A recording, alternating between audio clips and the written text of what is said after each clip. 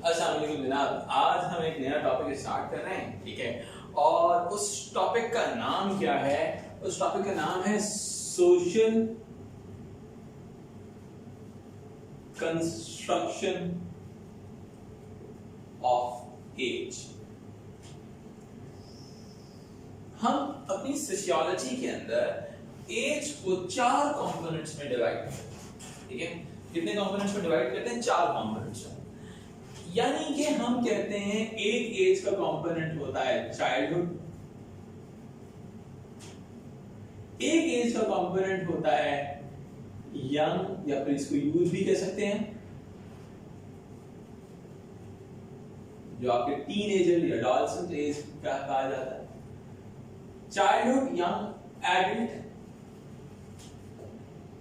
And elderly.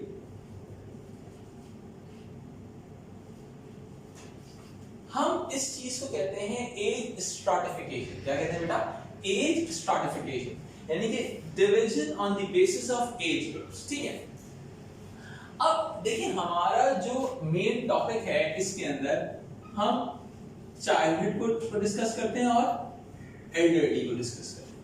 Actually ये दोनों हमारी डिपेंडेंट पॉपुलेशन कंसीडर की जाती है और ये जो होती है थोड़ी हमारी इंडिपेंडेंट पॉपुलेशन होती है, सही। अब एज स्ट्रैटिफिकेशन को हमने डिस्कस कर लिया। अब अंडरस्टैंड करते हैं सोशल कंस्ट्रक्शन को। सोशल कंस्ट्रक्शन का मतलब क्या है? Social stands for society, construction का मतलब है डेवलपमेंट। इस कॉन्सेप्ट को समझने के लिए हमें एक अजम्पशन को अंडरस्टैंड करना पड़ेगा। नथिंग इज फिक्स्ड और अनचेंजिंग। दुनिया के अंदर कोई भी चीज फिक्स्ड और अनचेंजिंग नहीं है। जब मैं कहता हूं दुनिया में कोई भी चीज फिक्स्ड और अनचेंजिंग नहीं है, तो क्या होगा? Change is constant. चेंज जो है वो कांस्टेंट है। क्या है बेटा? चेंज कांस्टेंट है, यानी कि दुनिया में कंटीन्यूअस चेंज आ रहा है। अब जब हम कहते हैं चेंज इज कांस्टेंट, तो चेंज किन किन बेसिस पे आता है? पहला आता है हिस्टोरिकल चेंज, यानी कि दुनिया टाइम टू टाइम भी चेंज हो सकती है। जैसे कि प्री मॉडर्न सोसाइटी में दुनिया कुछ और थी, मॉडर्न सोसाइटी में there is a change in this world, and the last but not the least post modern society, जो आज की दुनिया है। There is a historical change in this world. We have already discussed one very basic thing in the fifth thesis. In pre-modern society, the main structure of the family was extended family, because it was a multi-function family structure, and it was kinship based and labor intensive. In modern society, the core family structure in the society were nuclear family. But in the post-modern society, there is no one truth, so there is no one family structure. There are some wider patterns of living, so people can adopt any family structure, such as modified extended family, beanpole family. They can continue with a serial monogamy, or they can go with a reconstituted marriage. They can go with the singlehood, or they can go with the cohabitation. They have multiple choices in postmodern world. So I can say one thing: there is a constant historical change from pre-modern to modern and modern to postmodern. And afterwards, there is a change which is called cross-cultural changes. Cross-cultural changes. It means society to society. It is also called time-to-time change. This is also called society to society change.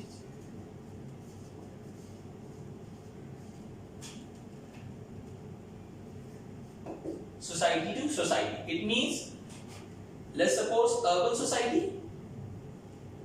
and rural society. Why I am going to construct these things? But I said one very basic thing: nothing is fixed or unchanging, and the change is constant in this world. So we talk about the historical change and cross-cultural change.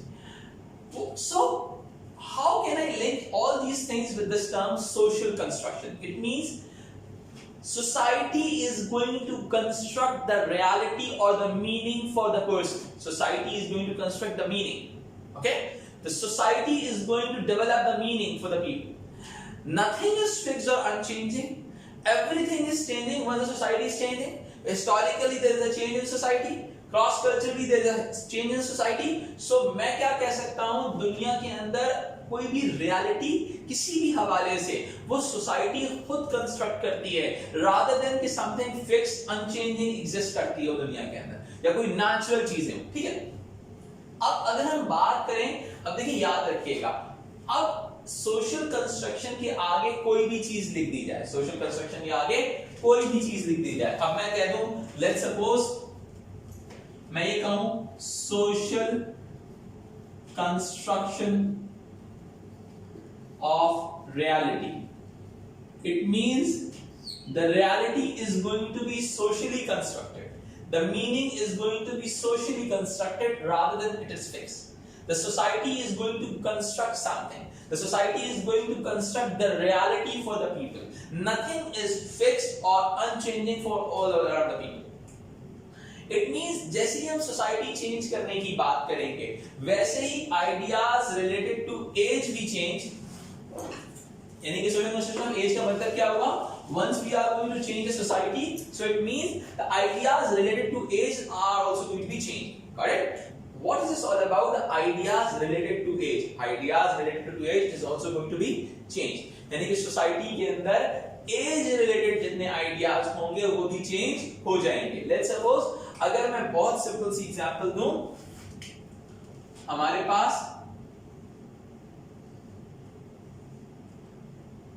अगर मैं बात करूं आगे, यहां पे लिखूं childhood, यानी कि आइडियाज रिलेटेड टू चाइल्डहुड क्या थे प्री मॉडर्न सोसाइटी में? दे were considered as non adults, ठीक है, यानी कि हम उनको इतने ज्यादा राइट्स नहीं देते थे।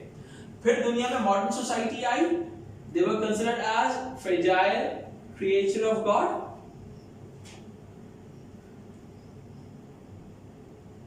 और you can say creation of God, यानी कि क्रिश्चियन चर्च जो था मॉडर्न सोसाइटी में उसने उनको कंसीडर किया as a fragile creature of God, ठीक है। In post modern societies there is a child centred society, it means importance related to childhood is going to be increased. You can see this thing that in pre-modern society they were considered non-adults, afterwards they considered as a fragile creation of God, and afterwards now in this global world the society is more child-centered, they have more rights, okay. I can say one more thing. Let's suppose as far as rights are concerned, low to high,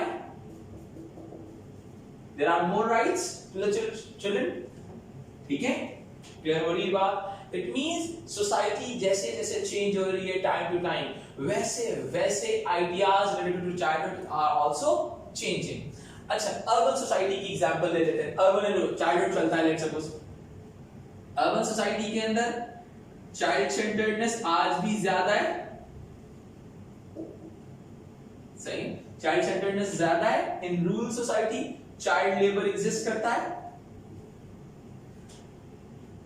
correct. अब वही चीज अगर मैं बात करूं develop countries के हवाले से, डेवलप सोसाइटीज के अंदर चाइल्ड लेबर का रेशियो कम होगा, अंडर डेवलपिंग या अंडरडेवलप या फिर अंडर डेवलपिंग कंट्रीज के अंदर चाइल्ड लेबर का रेशियो ज्यादा होगा। इट मींस उनके लिए रियलिटी डिफरेंट है, इनके लिए रियलिटी डिफरेंट है।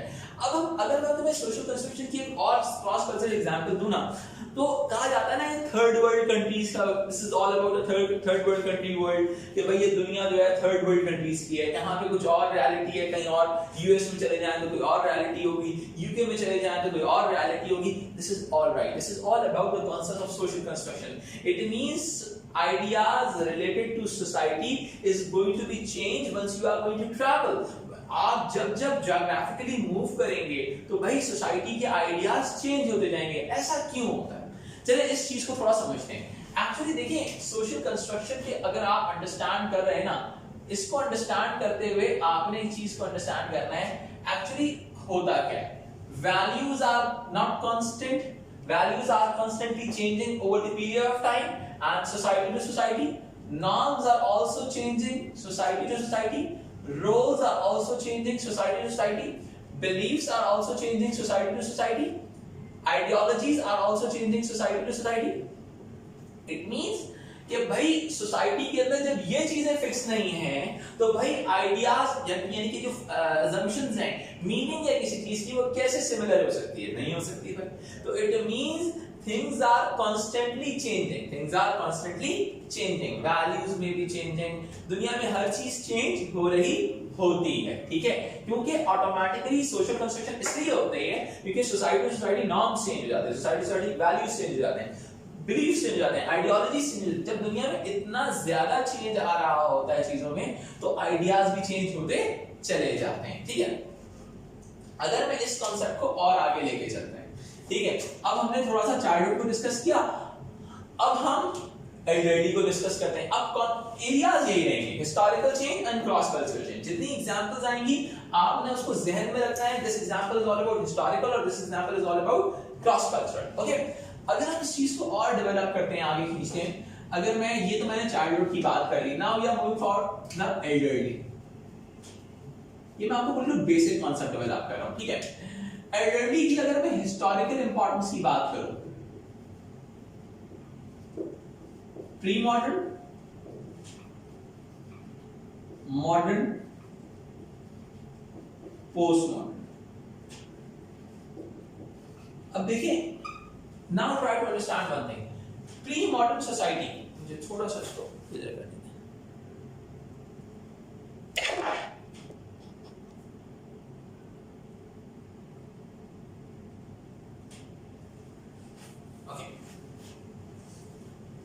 pre-modern society, देखिए this is very basic thing, okay? Roles, what the people are doing, यानी कि देखो society economic roles change हो रहे होते हैं। Pre-modern society were core primary sector based, modern society were secondary sector, industrialized society, post-modern society tertiary sector है, service industry ज्यादा develop हुई है, ठीक है? अब देखिए प्राइमरी सेक्टर जो होगा, अब ये ट्राइबल सोसाइटीज होंगी, ये जो थी elderly were considered as a tribal leaders, elderly were considered as a tribal leaders, सही? यानी कि सोसाइटी का सबसे एजेड बंदा होता था, वो उस सोसाइटी का एक्चुअली ट्राइबल लीडर बन जाता था, यानी कि उसकी इंपॉर्टेंस अलग होती थी, सही? ये बात हमारे समझ में आती है, ठीक है? उसके बाद जब हम सेकेंडरी सेक्टर में एंटर होते हैं तो हमें ऐसे लोग चाहिए थे जो हार्ड वर्क कर सकें। एल्डरली हार्ड वर्क नहीं कर सकते, सही है? अब क्या हुआ, ओल्ड एज होम बनना शुरू होते हैं, सही है? इनकी importance decline in the importance of elderly importance, कि आप काम नहीं कर सकते क्योंकि दैट्स व्हाई आप जो है रिटायर हो चुके हैं, दैट्स व्हाई आपकी इंपॉर्टेंस खत्म हो जाएगी। In post-modern society, where there's more about the integrated conjugal roles, there's all about the tertiary sector, specialized functions.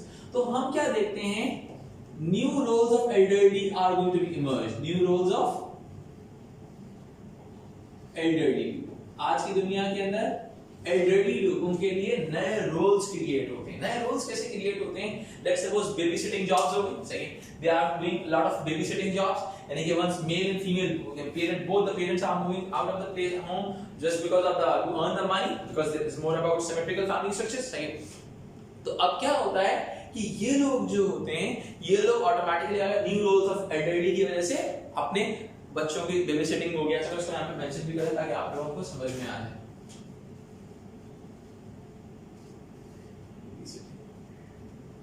आज की बहुत सारी दुनिया के अंदर अच्छा ये चीजें हैं कि भाई आप जो रिटायरमेंट एज है वो एक्सटेंडेड है, या फिर बहुत सारी सोसाइटीज के अंदर, जैसे मैं आपको एग्जांपल दूं, यूएसए के अंदर अगर आप बात करें, ये यूनियन जॉब्स होती हैं, ठीक है?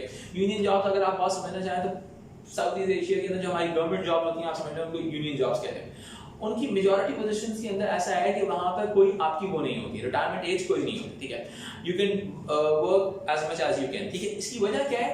आज की दुनिया ने एक चीज अंडरस्टैंड की पोस्ट मॉडर्न वर्ल्ड में, जैसे हिस्टोरिकली आप ऐसे मूव करते रहे, एक बंदा जिसकी एज बढ़ गई है उसका एक्सपीरियंस भी बढ़ता गया है, सही है, तो हम उसके एक्सपीरियंस को से एडवांटेज गेन कर सकते हैं। दैट्स व्हाई वो लोगों को रिटायर नहीं करते, वो कहते हैं नहीं आप अगर काम करना चाहें you can work, there is no problem, ठीक है। तो अब क्या है, हिस्टोरिकली जो है हमने स्टडी किया कि the social construction of age, the social construction of elderly is going to be changed. Let's suppose tribal leaders, decline of elderly importance, secondary sector में क्या था, there is a huge decline in elderly importance, क्यों, society के अंदर, उस society में वही था ना, मजदूरों के दौर है, ठीक है, इंडस्ट्रीज को आपको ऐसे लोग चाहिए जिनके पास एनर्जी हो, ताकत हो, elderly के पास ताकत नहीं होती है, ठीक है, तो ऑटोमेटिकली क्या है, उनकी इंपॉर्टेंस डिक्लाइन हो गई है। दूसरी चीज क्या है, न्यूक्लियर फैमिली इमर्ज हो रही है। अगर मैं इसी चीज को यहां से इस कॉन्टेक्स्ट से स्टडी करूं, यहां पे एक्सटेंडेड फैमिली है, ठीक है, यहां पर क्या है, ये देखो यहां पे क्या है, न्यूक्लियर फैमिली इमर्ज हो रही है। न्यूक्लियर फैमिली के अंदर आपके जो एल्डरली लोग होते हैं उनके लिए जगह नहीं होती, क्योंकि इसके अंदर it's more about geographical mobility, ठीक है, it's more about the small size of the family, ठीक है। तो अब क्या हुआ, यहां पे न्यूक्लियर फैमिली इमर्ज हुई, दैट्स व्हाई इसकी इंपॉर्टेंस कम हो गई। पोस्ट मॉडर्न सोसाइटी में एक चीज आती है जिसको कहते हैं modified extended family. The people are moving back to the extended kids. They want their kids to be attached with the extended peers. ठीक है?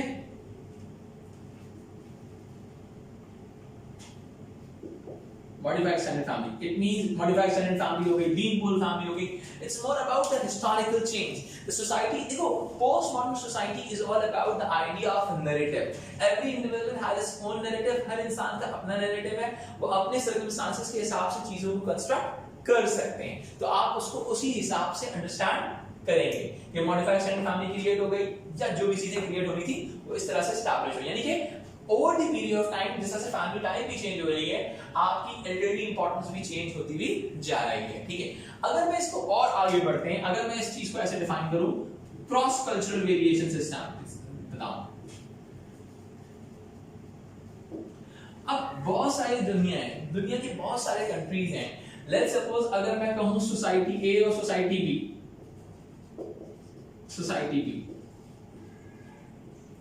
इन दोनों सोसाइटीज के अंदर लेट्स सपोज मैं कहूं एक इंडस्ट्रियलाइज सोसाइटी है, वहां पर वैसे ही होगा जहां पे जिस तरह हमारी सेकेंडरी सेक्टर की इंडस्ट्रीज हैं, कुछ डेवलप कंट्रीज हैं जहां पे न्यू रोल्स ऑफ पेरेंटिंग आ गया है, ठीक है। अब क्या है जिसको हम कहते हैं न्यू रोल्स ऑफ रिटायरमेंट हो गया है कि भाई बहुत सारे लोग पहले क्या थे, जो एल्डरली थे वो इतने एम्बिशियस नहीं थे। आज की दुनिया में स्पेशली डेवलप कंट्रीज में एल्डरली लोग जो हैं आफ्टर रिटायरमेंट प्लान्स होते हैं उनके, ठीक है, they want to travel all around the world and they want to do a lot of things in their life which they were not able to do during their service time. So what happened? So cross culture के अंदर क्या होता है, let's suppose अगर हम इसकी बात करें, सोसाइटी ए let's suppose हमारी डेवलपिंग कंट्रीज हैं, सही है, सोसाइटी बी डेवलप कंट्रीज हैं, there are a lot of difference. अब सोसाइटी ए के अंदर डेवलपिंग कंट्री के अंदर रिटायरमेंट एज भी होगी, रेस्ट्रिक्टेड रोल होंगे, ठीक है। सोसाइटी बी अगर डेवलप कंट्री है तो उनके न्यू रोल्स आइडेंटिफाई किए जाएंगे, उनको नई हॉबीज में इन्वॉल्व किया जाएगा। एक्चुअली पोस्ट मॉडर्निटी ने क्या किया, अपनी बहुत सारी प्रॉब्लम्स जो दुनिया गलतियां करती हुई आ रही थी अपने प्री मॉडर्न टाइम्स के अंदर और अपने मॉडर्न टाइम्स के अंदर, दुनिया ने उन गलतियों को सही करने का फैसला किया। दुनिया ने इसीलिए कहा पोस्ट मॉडर्न वर्ल्ड ने कि भाई दुनिया there is no one meta narrative, दुनिया में कोई एक मेटा नैरेटिव एग्जिस्ट नहीं करता। जब दुनिया ने ये बात कही ना there is no one meta narrative, तो उससे क्या हुआ कि आपने कहा कि आपने एक चीज का ऑप्शन खोल के रख दिया, इट इज पॉसिबल कि भाई प्री मॉडर्न टाइम्स में कोई गलतियां हुई हो, इट इज पॉसिबल कि मॉडर्न टाइम में कोई गलतियां हुई हो, और आपने लोगों को लेवरेज दे दिया कि वो जो गलतियां पुराने दौर में होती भी आ रही हैं, आपने कहा कि यार हम कोशिश करेंगे उन गलतियों को खत्म कर सकें। तो बात यही है कि डेवलपिंग इकोनॉमीज आज भी मूव कर रही है डेवलप इकोनॉमीज की तरफ, और वो वही उन्हीं नॉर्म्स को फुलफिल करना चाहती हैं, लेकिन उनका जो इंडस्ट्रियल स्ट्रक्चर होता है वो उनको रिस्ट्रिक्ट करता है, क्योंकि वहां पे रोल्स डिफरेंट है। वही वाली बात ना, actually norms, values, roles, beliefs and ideologies different होती हैं, तो इसी वजह से वो अपने मेटा नैरेटिव में फंस जाते हैं। जैसे इसकी एग्जांपल देते हैं कि भाई जो कम्युनिस्ट इकोनॉमीज है, जैसे हमारी बात करते हैं चाइना वगैरह की बात करते हैं, तो उन्होंने अपने लोगों को उनका जो लाइफस्टाइल है, ऐसा लाइफस्टाइल दिया था कि लाइफ एक्सपेक्टेंसी थोड़ी बढ़ी जाए, लेकिन अब क्या है, they all people are working. अब वो क्या है, new roles of grand parenting and new roles of elderly की तरफ वो लोग नहीं जा रहे हैं, ठीक है। ऑन द अदर हैंड अगर हम टर्शियरी इकोनॉमीज की बात करें, डेवलप्ड इकोनॉमीज की बात करें, जैसे हो गया यूएसए हो गया, यूके हो गया, वहां पर एक new roles of elderly produce किए जा रहे हैं, एक डिफरेंट माइंडसेट है। और इस माइंडसेट में जो डिफरेंस की वजह है वो है आपके difference in the values, norms, beliefs and ideologies, everything is change. ठीक है, देखो ये बात समझ में आती है हमें कि पूरी दुनिया में चीजें सिमिलर नहीं होती, because everything is socially constructed. Ideas related to this world, ideas related to age is all about the social construction. It's not about the fixed element. It's not about the unchanging element. It's not about the natural element. Nothing is fixed, unchanging or naturally occurring. Everything, the only constant thing in this world is all about the change, which is all about historical change, because the values, norms, beliefs, ideologies are changing. And there is a cross-cultural change, which means the difference between society to society. आप अपनी book में जितनी भी examples देखेंगे, all the examples are based on these two areas. इसके अलावा कहीं पे भी एग्जांपल बेस नहीं करेंगे। ठीक है, आपको अगर इस चीज का सेंस है तो दुनिया की कोई भी एग्जांपल आप रीड अप करेंगे, आप 2 मिनट में ऑब्जॉर्व कर लेंगे। और अगर आपको इस चीज का सेंस नहीं है तो आप कुछ भी पढ़ लें, आप ऑब्जॉर्व नहीं कर सकते। ठीक है, I hope you learn something today. ये मैंने एक थोड़ा सा आउटलुक क्रिएट किया आपके लिए सोशल कंस्ट्रक्शन के हवाले से। पूरे टॉपिक्स का एक बेसिक वर्जन है, यानी कि दिस इज ऑल अबाउट कि आइडिया डेवलप हो गया है कि सोसाइटी के अंदर ये सोशल कंस्ट्रक्शन ऑफ एज का जो टॉपिक है वो मूव कैसे करता है। ठीक है, इसकी फर्दर डायमेंशन हम आगे वाले लेक्चर्स के अंदर जरूर करेंगे। और इसके अलावा हम इसमें सैंपल आंसर्स भी दिए हैं, आपके पेपर 1 के नोट्स के अंदर भी सैंपल आंसर्स दिए हैं चार्ट के आइडियली के, उनको लाजमी गो थ्रू कीजिएगा, उससे आपको और बेहतर अंडरस्टैंडिंग डेवलप होने में फायदा होगा। अगर कोई प्रॉब्लम आ रही है तो आपने जो है मुझे बताना है जरूर। और दूसरी चीज ये है कि इसके नोट्स जरूर बनाइएगा जो मैं लेक्चर आपको दिया। और इसके अलावा मैं आई थिंक आपको नजर आ रहा होगा ये क्या लिखा हुआ है, इसके अलावा मैं आपको इसकी पिक्चर भी आपको भेज दूंगा। ठीक है, थैंक यू सो मच।